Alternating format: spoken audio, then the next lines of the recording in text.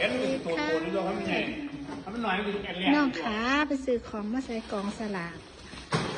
วันที่11 12เลยล่ะค่ะเขากล้องพ่อคนสวยพ่อเขียวคนโอ้ยคนหล่อตัวคนสวยมาสั่นโอ้ยตายได้มีสิให้บัดนี้ล่ะค่ะว่าตัวแทนของสสวางจ้าละวานพ่อเขียวคนสวยมาสั่นพ่อเขียวคนหล่อกับวางสั่นตัวเนาะค่ะเนาะพี่น้องค่ะไปซื้อมาหลากหลายอยู่จ้ะคุณนะคะจ้าพัดลม1 ตัวอันนี้พอเขียวค่ะอันนี่สลากไฟแค่แก้วนี่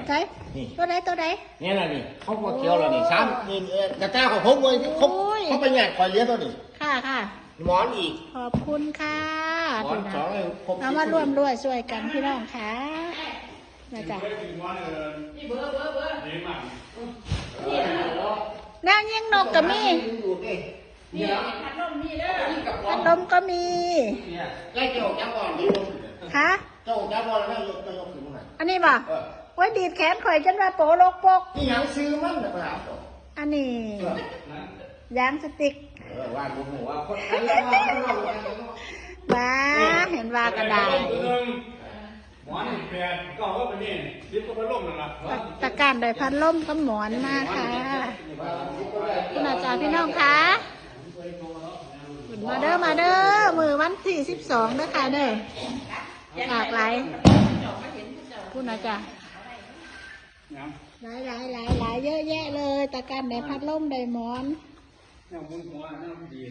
จ้าของสลายข้าวปลาคุณท่านไหนมาเบิร์ดดอกพี่น้องจ้ากำลังทยอยเอาได้อันนี้ก็มีค่ะพี่น้องอันนี้อย่างนี้อย่างนี้อันพอเขียว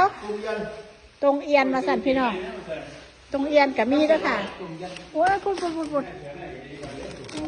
นี่เลยจ้ะเราเก่งในนะมาใส่กระตาหน่อยเก่งในตัวคุณอาจารย์พี่น้องคะกระตาหน่อยเยอะแยะเลยจ้าคุณจับเสียงมาเด้อค่ะเด้